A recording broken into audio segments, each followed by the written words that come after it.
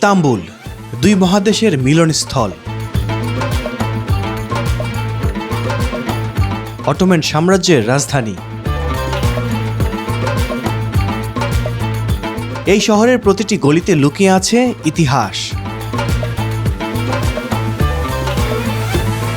আজ আমি আপনাদের এমন এক জায়গায় নিয়ে যাব যা শুধু ঐতিহাসিক নয়, বরং মুসলিম উম্মার জন্য অত্যন্ত আবেগ ও শ্রদ্ধার এক পবিত্র স্থান। ইস্তাম্বুলের বিখ্যাত আইয়ুব সুলতান মসজিদ কমপ্লেক্সে এসেছি আমি, যেখানে রাখা আছে মহানবী হজরত মুহাম্মদ সাল্লাল্লাহু আলাইহি সাল্লামের দাড়ি মুবারক ও তার পবিত্র কদম মুবারক অর্থাৎ পায়ের ছাপ। চলুন তাহলে এই মসজিদ কমপ্লেক্সটি ঘুরে দেখি এবং সাহাবী আইয়ুব আল আনসারীকে নিয়ে কিছু তথ্য আপনাদেরকে জানাই।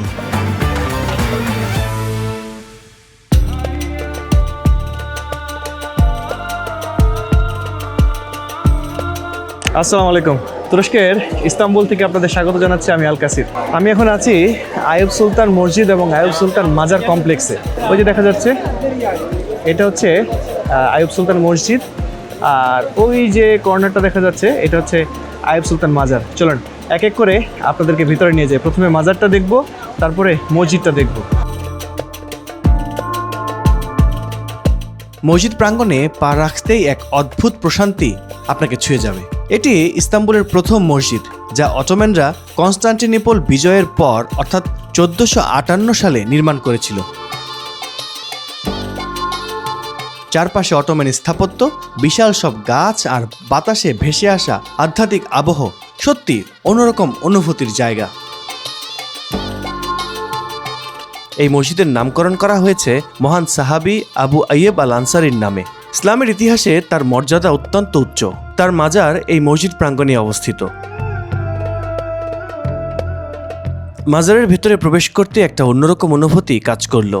ধীর পায়ে সামনে এগিয়ে যাওয়ার সময় হাতের বাম পাশে পেলাম রাসূল সাল্লাল্লাহু আলাইহি সাল্লামের দাড়ি মুবারক। ওই যে ঝিনুকের মতো দেখতে সোনালী রং আর স্বচ্ছ কাজ ঘেরা যে পাত্রটা দেখতে পাচ্ছেন, এখানেই রাখা আছে রাসূল সাল্লাল্লাহু আলাইহি সাল্লামের একগুচ্ছ দাড়ি।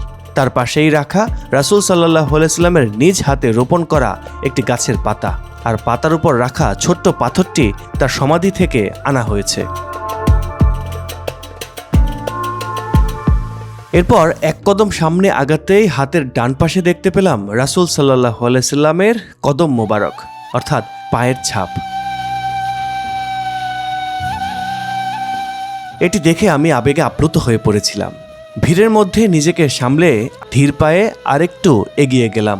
এরপর সাহাবী আইয়ুব আল আনসারীর কবরের সামনে দাঁড়িয়ে ফাতিহা পাঠ করলাম। এই মাজার প্রাঙ্গণে সার্বক্ষণিক কোরআন তেলাওয়াত হয়।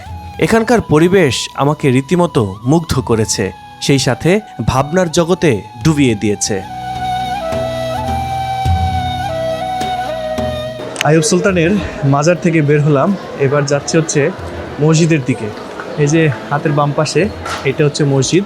চলুন ভিতরে যাই এবং এই মসজিদটি সম্পর্কে কিছু তথ্য আপনাদেরকে জানাই।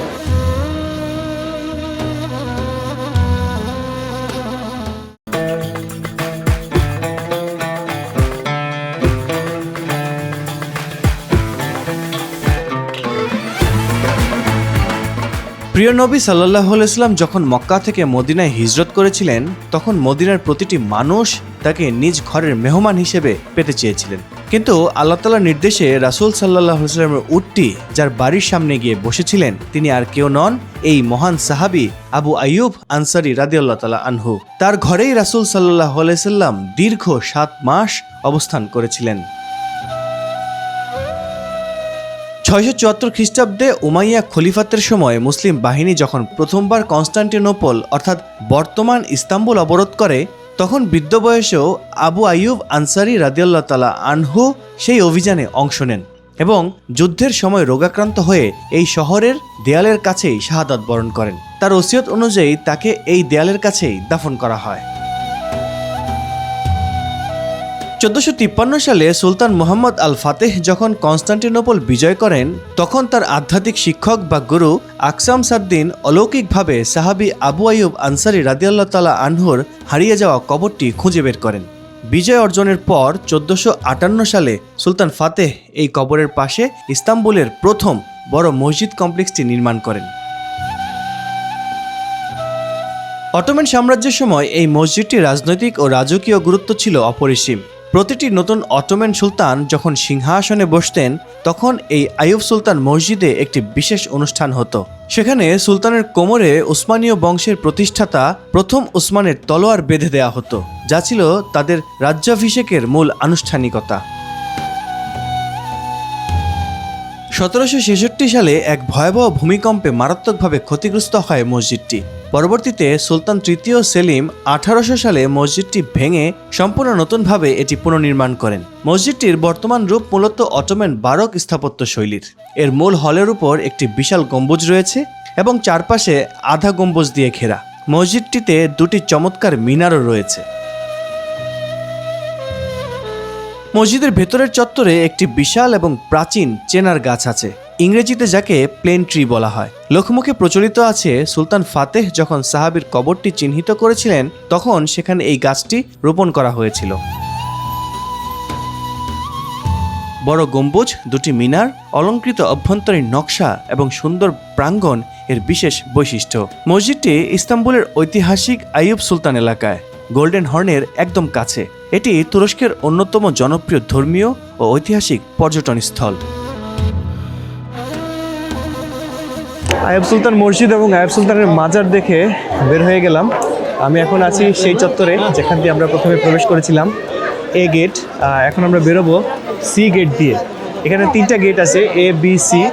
ওই যে এই পাশে হচ্ছে বি গেট, আমরা ঢুকেছিলাম ওই এ গেট দিয়ে, আর সি গেটটা হচ্ছে এই পাশে। ইস্তাম্বুল আসলে শুধু ঘুরে বেড়ানো বা ছবি তোলার জায়গা নয়, এটি ইসলামের গৌরবময় ইতিহাসের এক জীবন্ত দলিল। আইয়ুব সুলতান মসজিদে এসে সাহাবীর মাজার জিয়ারত করা এবং রাসূল সাল্লাল্লাহু আলাইহি সাল্লামের স্মৃতিচিহ্নগুলো চোখের সামনে দেখা আমার জীবনের অন্যতম এক সেরা অনুভূতি হয়ে থাকবে। আশা করি আজকের ভিডিওটি আপনাদের ভালো লেগেছে। আপনারা যদি কখনো ইস্তাম্বুল যান, তবে এই পবিত্র স্থানটিতে আসতে একদম ভুলবেন না। ভিডিওটি ভালো লাগলে লাইক করুন, বন্ধুদের সাথে শেয়ার করুন, আর চ্যানেলটি সাবস্ক্রাইব করে পাশেই থাকুন। দেখা হবে পরবর্তী কোনো ভিডিওতে। আল্লাহ হাফেজ, আসসালামু আলাইকুম।